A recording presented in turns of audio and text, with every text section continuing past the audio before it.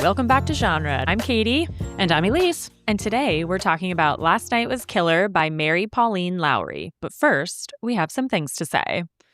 Elise, do you deign to go first? I feel like there's just so much book news to talk about. I know. Well, I mean, I think we talk about the one that everybody's talking about, which is, of course, we finally got the covers. Yeah. And the titles for ACOTAR 6 and 7. It's Akash. Yeah. Oh, Kayla Books was like, can we just call it like ACO 6 and ACO 7? I was like, yeah, I kind of like that. ACO 6, ACO 7. I feel like I support that. Yeah, that's a good idea. I can't say it's made me feel too much better. I don't know. Like, I was worried, and this has not made me less worried. People are doing the Lord's work on the internet and saying that this is obviously based on like a musical piece that is, I'm now going to forget, but like a musical piece, one of the movements came out on the day that she released it, and that name is also one of the names. And like, I was like, people doing the Lord's work, and I say, good for you. Thank you so much. Yeah.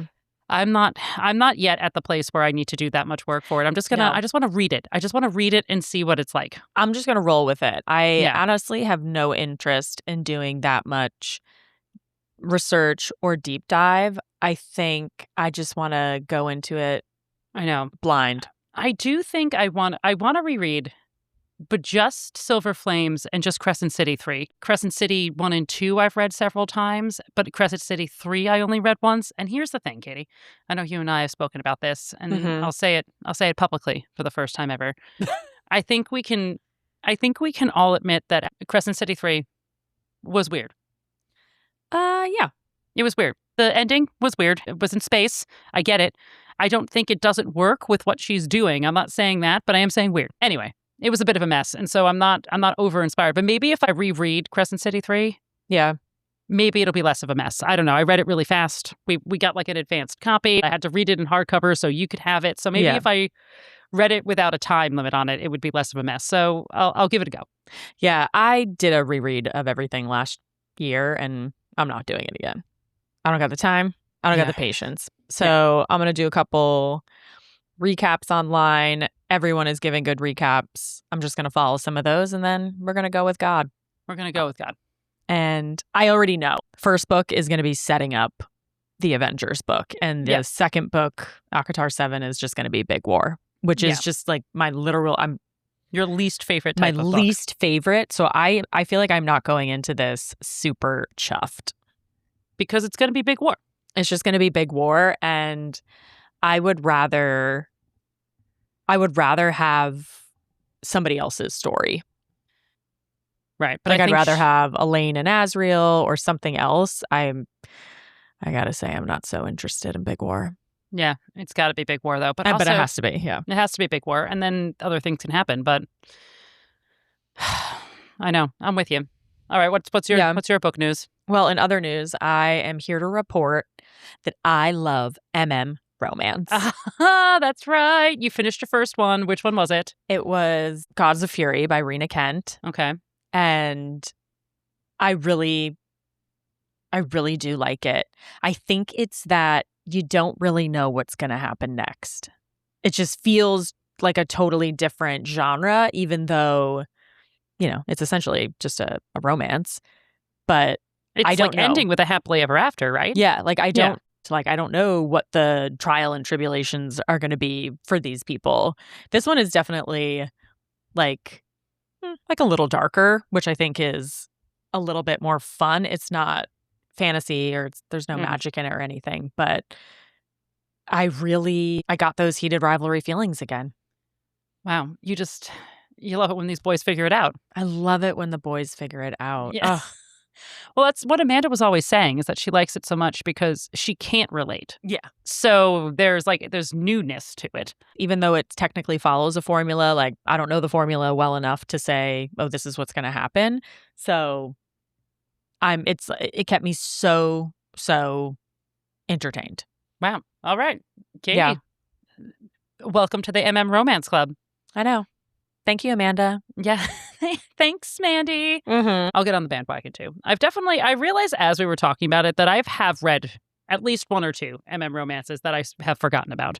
Oh, but they really? were part of series. Because when I was talking about the Alessa Thorne, there's several romances there, and I read those. It was part of like this bigger fantasy series, and I just sort of rolled them all together. But I'll get on it. I'll read some Rena Kent.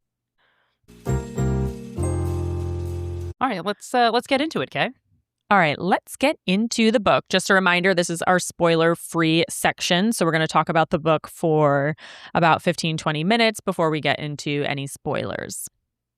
So, quick intro to the book by Mary Pauline Lowry. Last Night Was Killer follows Tilly Turner, a single mom of twin daughters whose stand-up comedy career has imploded, sending her back to Boise, Idaho, after the death of her mother. Looking for literally anything resembling joy, she joins an intro pole dancing class, goes out drinking with her new friends, and wakes up the next morning with no memory of the night before, and eventually discovers a dead man in the trunk of her car. Bum, bum, bum. Okay. Well, this has one of your favorite tropes in it, Katie. Tell the people. Amateur sleuth. You love an amateur sleuth. I love an amateur sleuth. I think I was saying, need to read more amateur sleuths, especially when they're in the cozy mystery variety. Mm-hmm. And this was very, very funny. Like, this was a comedy mystery. We obviously need to figure out how the hell did this dead man get into the trunk of Tilly's car, but us finding that was a hilarious journey. Yeah. And I mean, some of it was because she was a comedian, obviously. Yeah. But there was like an absurd quality to this. It was supposed to be that way. And it made me chuckle at points. It really, really made me chuckle. She has twin daughters that she had on her own. So with a sperm donor, I think the girls were like 7 or 8. They know enough of what's going on in the world to be hilarious.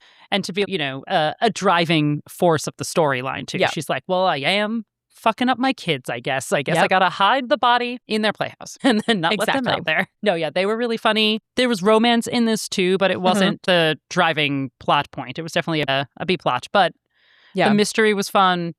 So much found family. So much found family. I know, you're just thinking about it now. It was really, really trope heavy, but in the sense that the tropes got inverted a lot. Like it was like in the beginning, I was almost like, wow, so we're going to do everything. We're going to do every trope.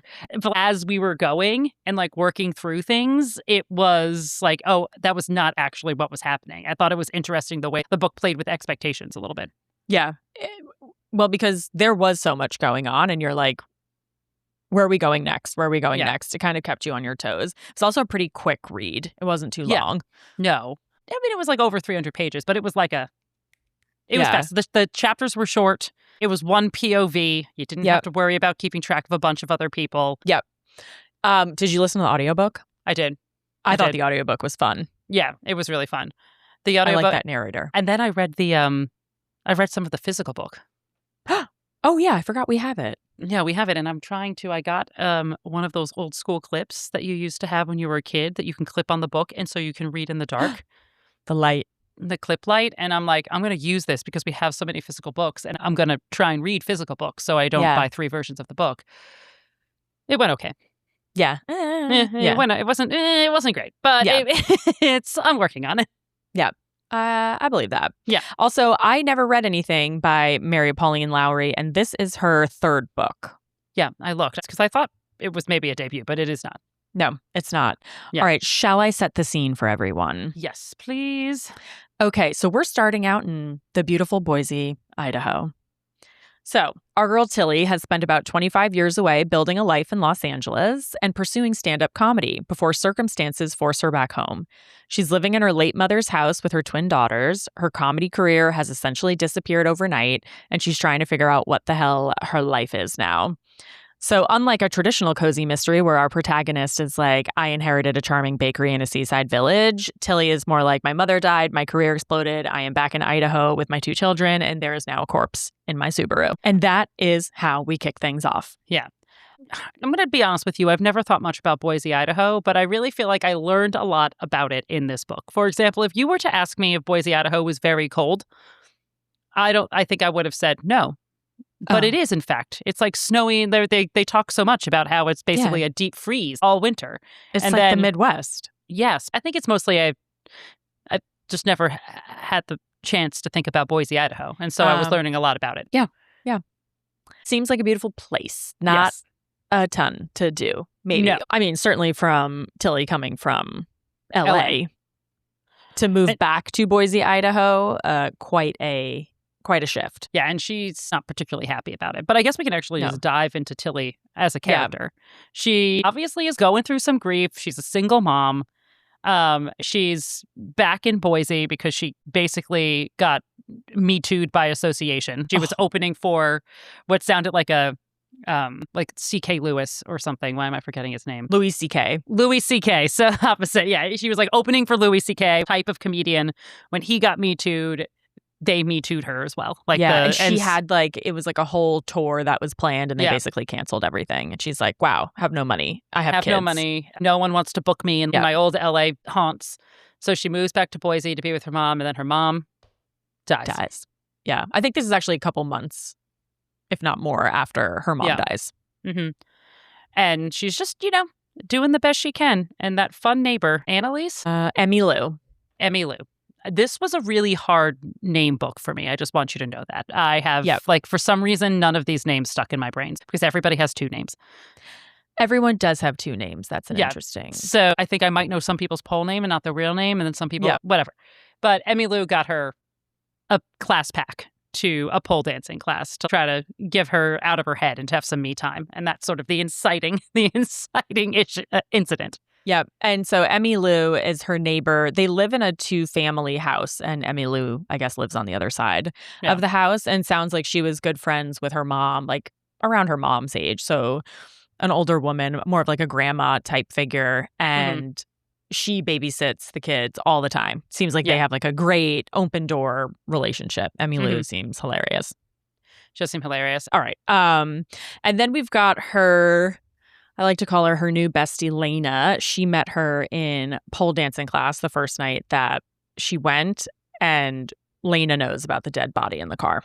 Yes. And so Lena is going through a divorce. Her stupid husband cheated on her with his secretary, and Lena becomes basically like Tilly's partner in crime and figuring out what is going on. How did this dead guy get into the back of her car? And then we have ATF agent Nate Duran. Agent Nate, who they meet because they both go to a career day at Tilly's daughter's school. And it turns out that he just is the uncle of one of the kids in there. And his sister is the principal of the whole school. Yeah. And Tilly just does a stand-up set basically for 6 years old, and he had a great time. He's like, this woman's the funniest woman I've ever met. It was very cute. I liked him a lot. It was super, super cute. All right, Elise, what did you think this was giving? Okay, so this is niche on niche, honestly, but this was giving me serial killer games, Katie. And this is the episode that never was of genre because of several issues that happened at the time. But it's a great mystery romance that I think was doing a similar type of playing with tropes and playing with conventions. Interesting. This one was funny. This one was like a more overtly funny than that one. That one was doing a couple of other things. I thought it was written in a similar way where you thought you knew what was happening, but you didn't. And it was because it subverted expectations. I did not think that. That did not come to me. I was like, this is Good Girls. Good Girls, the TV show. It's one of my absolute favorite shows of all time. All-star cast. One of my favorite drug dealer, kingpin. You love that guy. Get in the car, Elizabeth. It's the best. I've never watched that show. Maybe I should. Maybe I should throw it on. But didn't it get unceremoniously canceled? Or did it wrap up? I don't know. It did wrap up. It did? Okay. So. Yeah. But I was just thinking it was Good Girls minus the fact that there was not a underlying like drug dealing. Right. They didn't decide to be drug dealers. They didn't decide to be drug dealers. She was truly just like, why is this person in my car? Why is this dead man in my car? Yeah. Yeah. So that's what I was thinking. All right. Do you want to give your one-line plot? Yes. All right. A single mom comedian copes with a career implosion and losing her mother by taking up pole dancing, accidentally becoming an amateur sleuth, and acquiring the world's most helpful group of friends. That's so sweet. And then also, like, literally, they all had very specific skills she needed. Yes. Like, Handley had all very specific skills. Okay. Mine is a struggling comedian and single mom finds a dead man in her trunk after pole dancing class and somehow decides solving the murder herself is easier than explaining any of this to the police. Yes, that is true. You know, every single time somebody shows up with a dead body in their trunk, I wonder why their first thought is, we got to hide the body. Why do you have to hide the body? You got to go to the police. I think... I mean, it's not, I understand, I guess, the, like, oh no, it's going to be pinned on me. But at the same, like, I do get that. But do you think that not going to the cops is going to make them not pin it on you? Yeah. You know, I just always wonder. And again, can't say I've been in the situation where a dead body shows up in the trunk of my car, but I'd love to know what my first response is going to be. I mean, I think I'd probably go to the police, but I like to follow the rules, particularly if I knew I didn't have anything to do with it. Tilly was like, I don't really remember last night. So who's to say? She's like, I don't feel like I killed this man, but who's to say? Who's to say how this man got up here? Yeah. But I would like to say I'd just go to the cops, if only because I wouldn't want a sleuth. I wouldn't want a sleuth. I wouldn't want to. Love. This is my dream. Like, I want to be an amateur sleuth. I know.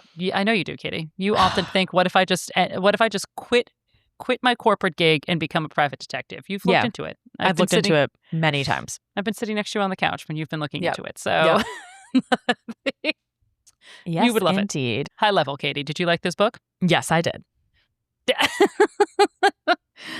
I liked it too. I thought it was a very vibey read. It was a vibe. I was just like going through it. I was like, this is fun.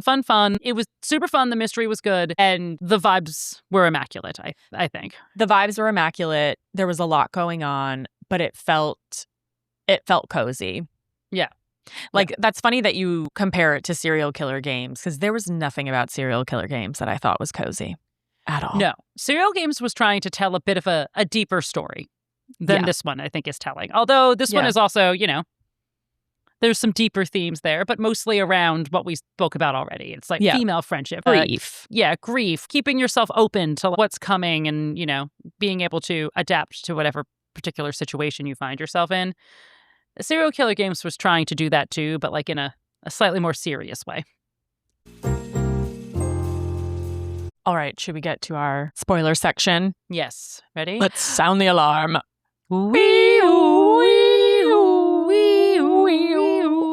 Spoiler section.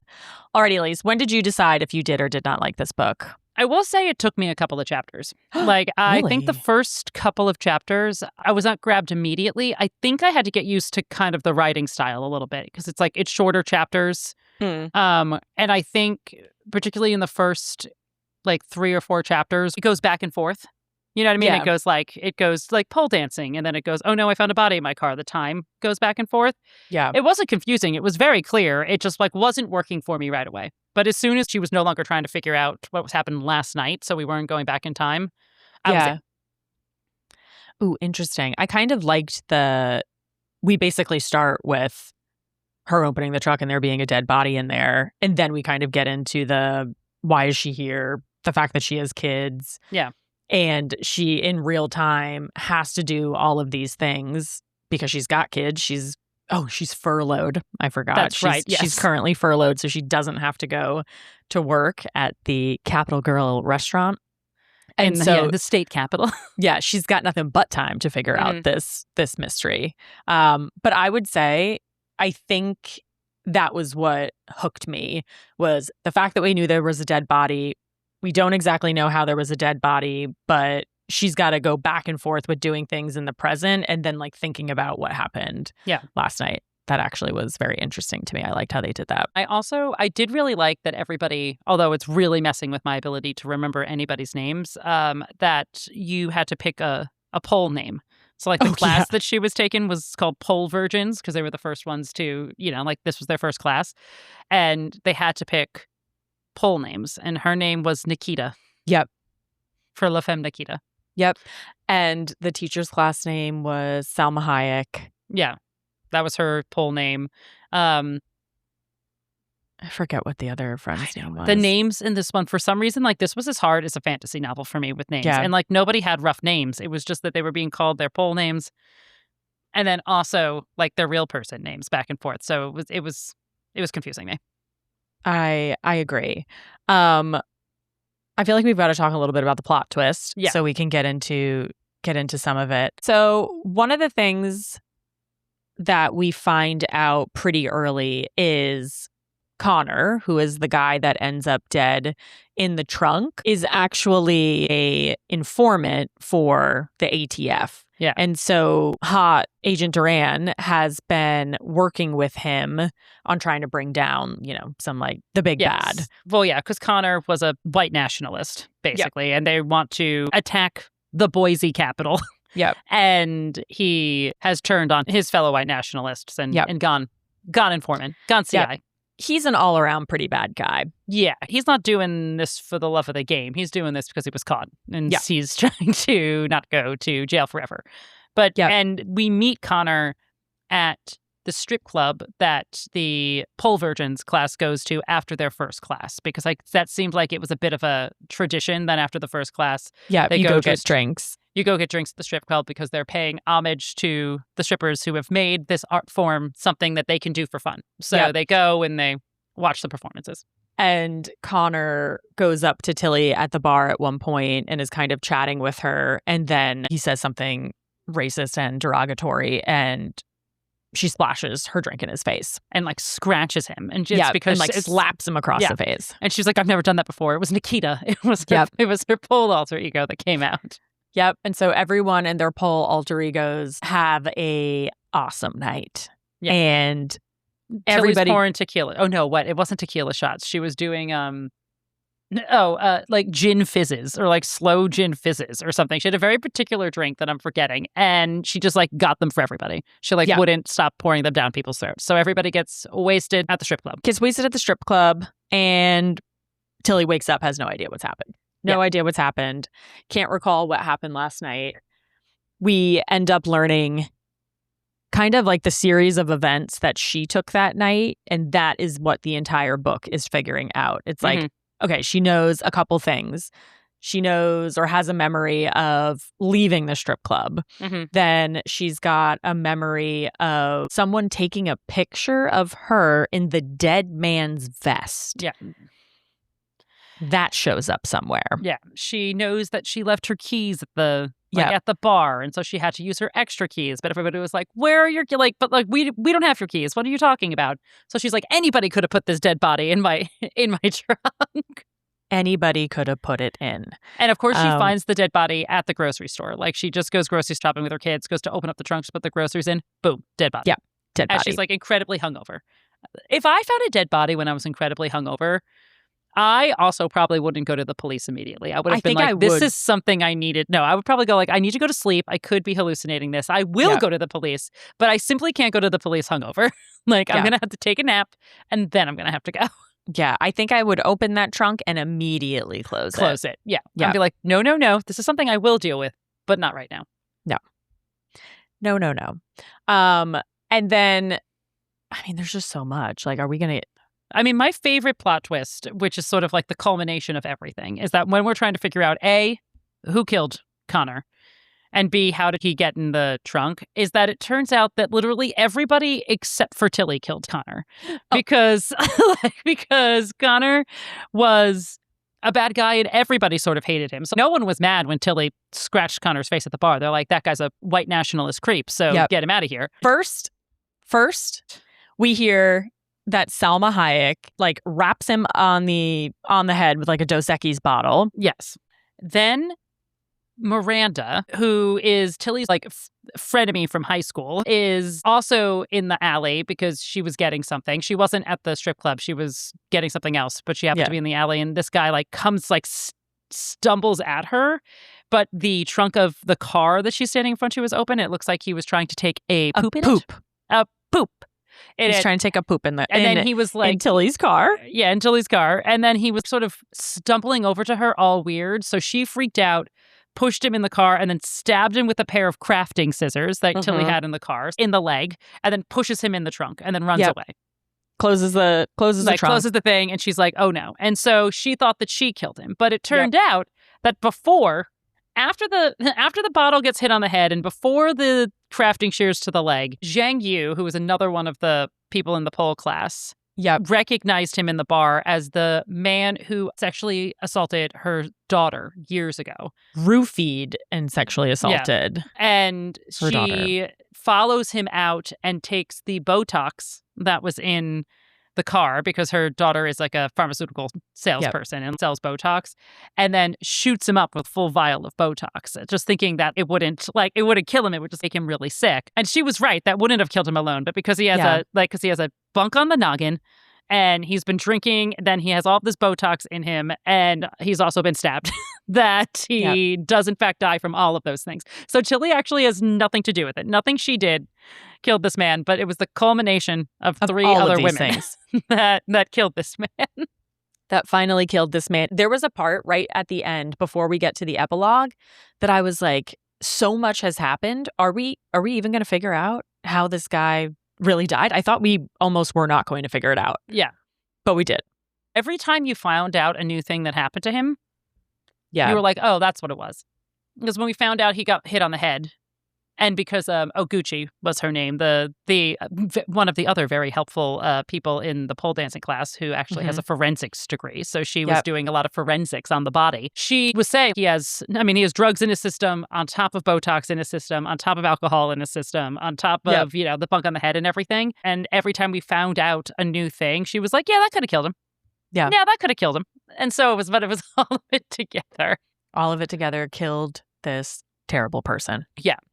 And another thing that I thought was really fun in a sort of a plot twist is that they lost his body at one point. So they took the body out of the trunk and then put it in Tilly's kids' playhouse outside, because it was so cold, because we're in the Boise winter and apparently it's constantly freezing.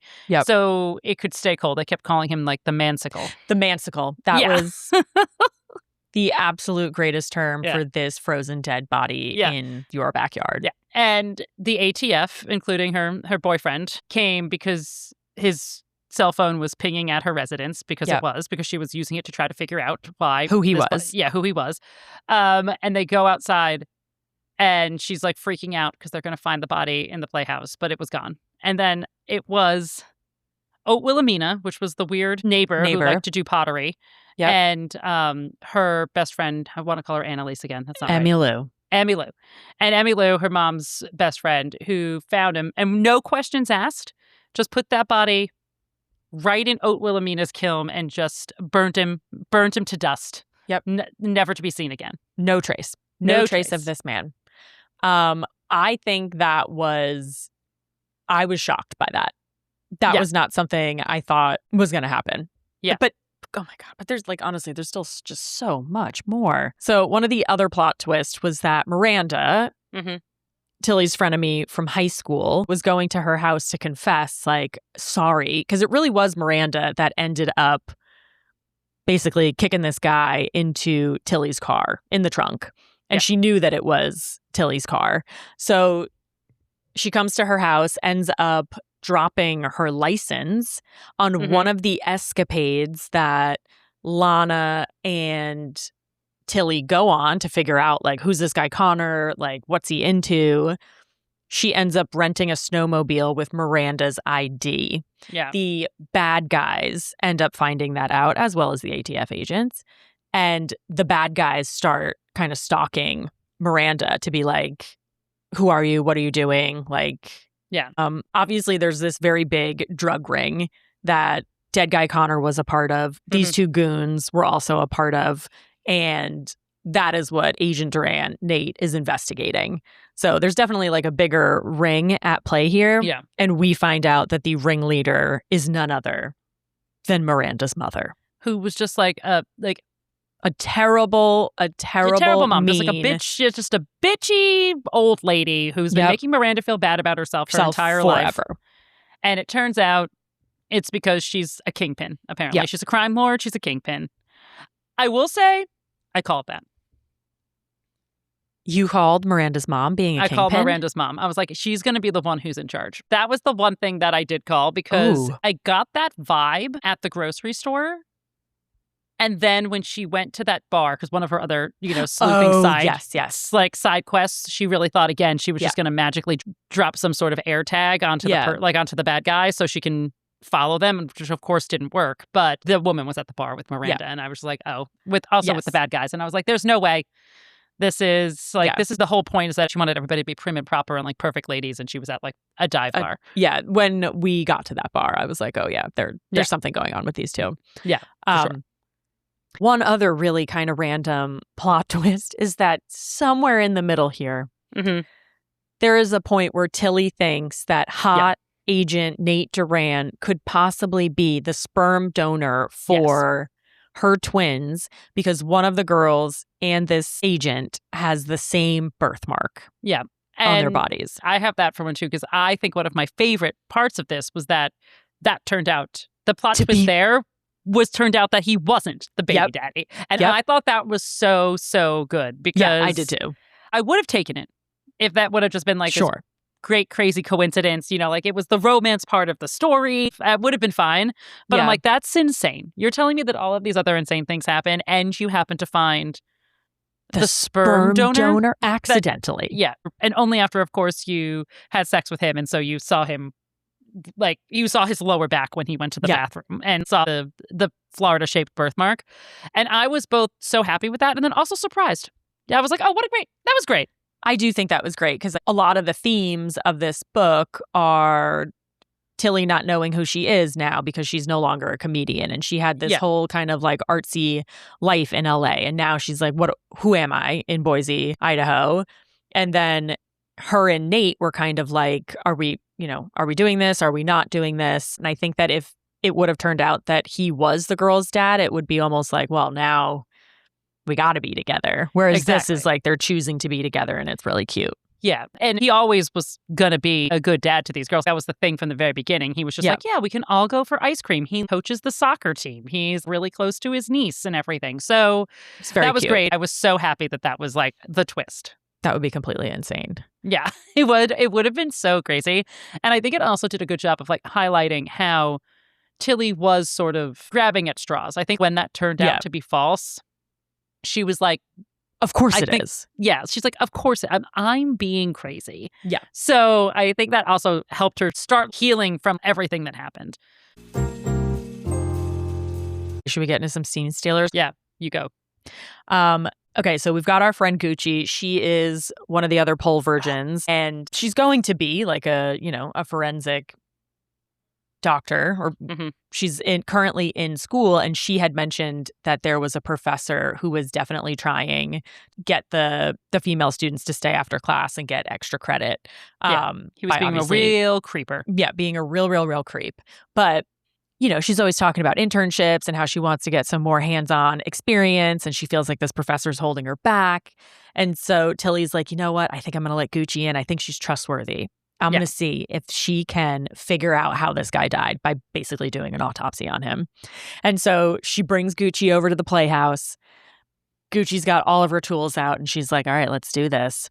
And takes, all sorts of samples, and then they go like in the night to her university lab and start analyzing all of this stuff. And then at some point, the creepy professor and another female student come into the lab. Tilly and Gucci are hiding, and this creep is trying to make, advances at this other female student. And then Tilly just pops up, pretends that she's some type of administrative assistant, and is giving him the what for, and that he needs to, hand in he needs to report himself tomorrow morning, or she's going to do it for him. And he literally does. I know. It's amazing. It was so fun. I know. It was so fun. And like again, like justice. I feel like also a lot of the themes in this book were justice against creeps, which even though Connor, dead in the car, did turn informant, he was a creep, okay? He was very bad. He was a very bad man. It was just justice against creeps. Doesn't mean you have to kill all of them, but does mean you can convince them to turn themselves in and lose their job, which is what she did. Which was amazing. And then one more thing is that during some of this amateur sleuthing, Tilly goes to Connor's house to just be like, who is this guy? What's he up to? And he has a pit bull. And she's like, oh, this pit bull's been alone for 2 or 3 days. She could see that the dog hasn't had food, hasn't had water. And when she like almost gets caught being in the house, but as she's leaving, she's like, well, I can't just leave this dog here. Yeah. And so she brings this freaking dog back to her house. Her twins love the dog so much and name her Little Sister. The dog is, in fact, a boy. A boy. But Little Sister's a good name for a dog. I would have never thought about it, but hysterical. It was great. Just screaming Little Sister, because it's not a well-trained dog, so it's doing all sorts of things, and they're just screaming Little Sister at it the entire time. It is hilarious. Little Sister, she saves the day so many ways. She does. All right, I have one more scene stealer. Tell us. And that is her final act, the act that she puts on at the festival. So throughout this book, Tilly is, finding herself again. She finds out that the creeper comedian who ends up getting Me Too'd, and then Tilly also Me Too'd by association, is making a comeback. He's just, he's doing that thing where they're just like, oh, you think I'm a bad man? Well, I'm going to be an even badder man. He has a comedy special and all of this. And she goes, what, he just gets to make a comeback, but I can't make a comeback? And she had started sort of writing comedy again, particularly around pole and all of her pole classes. So she's like, I'm going to write a set and I'm going to convince the professional pole dancers, the strippers that are the teachers of the class, to perform with her. So she has 3 poles on the stage. The professional strippers are behind her doing, acrobatics as she's trying to sort of do it in that front pole and talking and doing her set. And I thought it was just such a good idea, such a fun, like, how cool is it? Because anybody who's ever seen a professional pole dancer actually like do their like thing. The pole acrobatic, it's unbelievable. It's a feat of athleticism. They're just there. I don't know how they do it. I've taken one pole dancing class in my entire life, Katie, and I was so bad at it. I have no core strength. You have no core strength, but I have no upper body strength. That's for sure. I'd never be able to haul my ass up there. I remember they were just trying to like get it so you could just sort of like hold on a little bit and spin. I'm like, there's no way. I don't understand how you want me to do this. And so that set goes viral. And she's able to start doing like skits online. And then somebody calls her and is like, I've actually been following your career for a while. Too bad about that jerk and everything. But do you want a Netflix special? And she's like, sure do. And she gets a Netflix special near the end. And she's internet famous. Her Substack is booming. Yeah. I was like, you go, girl. It's so good. And I was like, that's also a perfect way to do it, because now she doesn't have to leave Boise, because she's come to love Boise with her found family of pole virgins. And her kids are liking it. And Wilhelmina and Emmy Lou are now together. They're together now, because I think they were together beforehand, but then they burnt a dead body together, so that really brings people really closer came together. Yeah. So I loved that. I loved that that performance that she did. It was such a good idea. Of course, she was also doing it while she was bait. She was trying to get the bad guys to come so ATF agent Nate could get them, but it worked out to make her go viral. Ended up working out. And as we're talking about this, there are so many things that happened in this very short book. And I think that's why it kept things so interesting. But like, I'm sure there's things we haven't even talked about. Like, I know, I know that there is, and we simply can't go through all of them. But it didn't feel, I didn't think it felt cheesy at all. No, it felt campy at times, maybe. But like, it didn't feel cheesy. But also in a way like, yeah, man, this girl's got like the worst luck. Like, some of this stuff I could really see happening to someone. Okay, sans like dead body in the car, but your mom dying, you having to move back home, you getting furloughed from your job, like all of a sudden then you're having a viral video explode. Like, those are things for sure that I am certain has happened to people. And so it felt realistic, but also this probably happens in a span of like 2 weeks. Yes. Maybe I think she's at most. And you fall in love. And you fall in love to somebody who may or may not be your baby daddy, but is not your baby daddy. Yep. It's like a couple of months maybe since her mom died. Maybe a little bit more. They do say. I think it's been either almost a year or like 6 months to a year. Okay. Yeah. It's long enough for people to be like, let's work some stuff out here. Let's maybe put away some of your mom's like decorations. Tchotchkes. Let's see if we can do something to help you move on. Like, let's go to a pole class. Let's do all of these things. We need to get you out. So particularly because you don't have a job right now. Because you've been furloughed from your waitressing job. Poor girl. I know, poor girl. Oh my God. But you're right. It worked for the tone of the book. It worked to sort of balance out the darker parts. And the twists were, I think, really good and fit the theme, which was that she needed to find a new family. Like she was really, the grief is really, yes, the career stuff sucked, but losing her mom was really what did it. And she needed to believe in herself again because her mom believed so much in her that her mom mortgaged the house several times. So Tilly could not only stay in Los Angeles to try to be a comedian, but could also have twins on her own, like go to an in vitro and that's not clinic cheap. And have twins. And Tilly didn't know that's how her mom was getting the money. So when she found out once her mom died, she also felt very bad about that. She needed to work through all of that, and the ridiculousness really balanced it out. And Emmylou was like, girl, your mother didn't go into debt just so that you could sit here and go to jail. Like, so we're going to burn that body. So we're going to burn this body for you. We're not going to say anything. And she did eventually figure things out, but it really did have to be like thrown in her face. Like, really did have to be thrown in her face. I think she was on some of the right paths with her amateur sleuth thing. Like, okay, going on a snowmobile to a remote part of Idaho where you were meeting up with a bunch of goons. Yeah. I mean, true. Like, that's crazy. It was the right path, as in she did figure out that's where she needed to be. Terrible idea. But a terrible idea. She wasn't very good at the execution. That's what the it was. Investigation. Yeah, the execution was poor, but the theory, the logistics, and everything was great. If only she called ATF Agent Nate, I really feel like maybe some things could have worked out. Like they could have really done some stuff with this information. She was just running away on a snowmobile in a bikini and almost died. Yeah. I could just imagine that as a movie or a TV show, like that scene. You know what was another thing that I thought was really clever or done well was like the use of either social media or the internet. So at one point when they're running away from these guys on the snowmobile, their snowmobile gets wrecked. And so they find another snowmobile, but it doesn't have any keys. And she's like, hold on a minute. Let me just find this YouTube video of someone starting a snowmobile. Hot wiring a snowmobile when you don't have keys. And I was like, yeah, that is exactly what I would do. Yeah. And and even when she explained how she went viral, she's like, somebody posted part of the set and it was doing well, but then a comedian saw it and then they reposted it. And then somebody else reposted it. So then you even sort of got to know how it got as big as it got.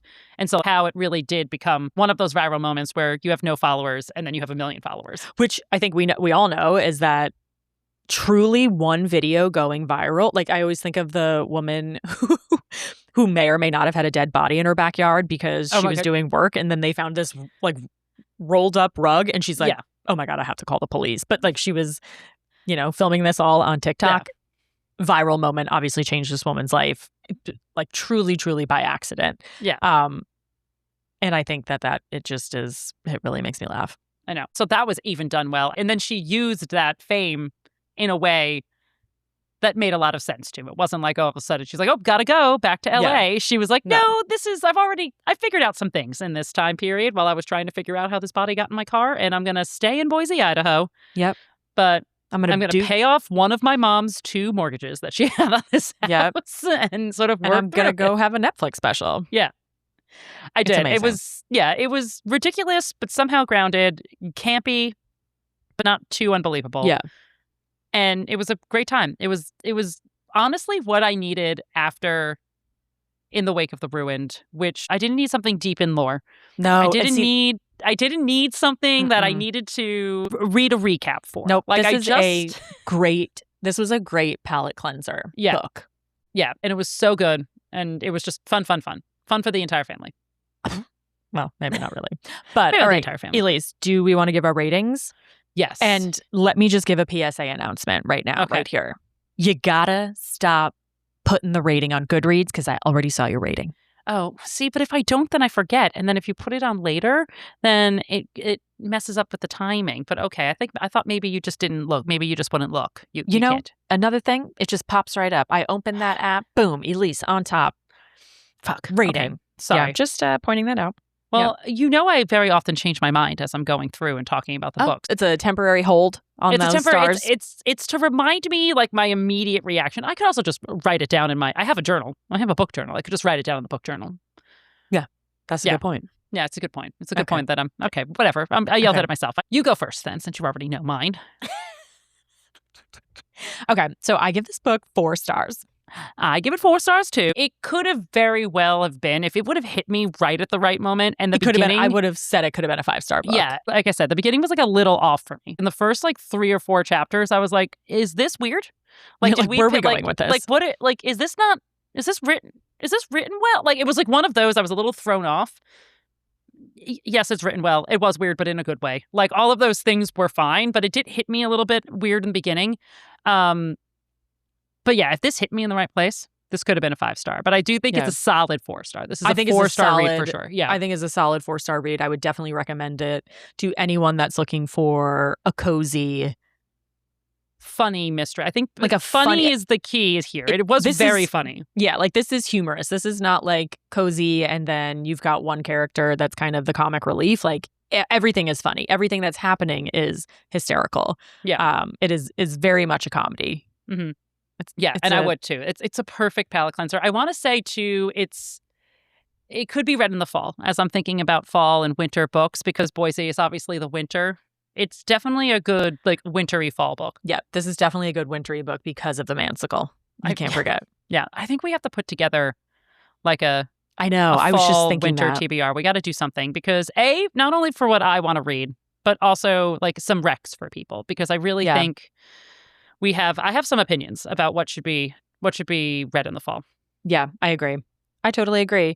Alrighty, Elise, do you want to let everyone know what we're reading next? Next, we're reading Dolly All the Time by Annabelle Monaghan. And this was one of my books that were on my summer TBR. And I wanted to read it before summer ended. I mean, that's such a good point. I think this is a really great way to wrap up the summer. Yeah, and it's a contemporary romance. And it's just been staring at me. It's been staring right at me on our shelf. And I said, let's just wrap up the summer with a nice romance, and then we can dive into spooky season. I know we have to start thinking about it, Katie. I know. Yours is the first pick of spooky season. I know. There's so much. I think for us personally here at Genre, spooky season is going to be September, October, maybe part of November, and then it's going to become holiday season. And I want to be seeing only holiday mysteries, romances, thrillers, holiday fantasy. Could be holiday fantasy. I mean, like the Christmas special. The Christmas special, my favorite. I know. I don't know what I'm going to put for my picks either, but I'm going to start looking. I do think Dolly All the Time is a nice way to wrap it up. Yep, I think it's perfect. All right. Remember to rate, review, and subscribe wherever you get your podcasts. And remember, no genre shaming unless it's funny. Bye.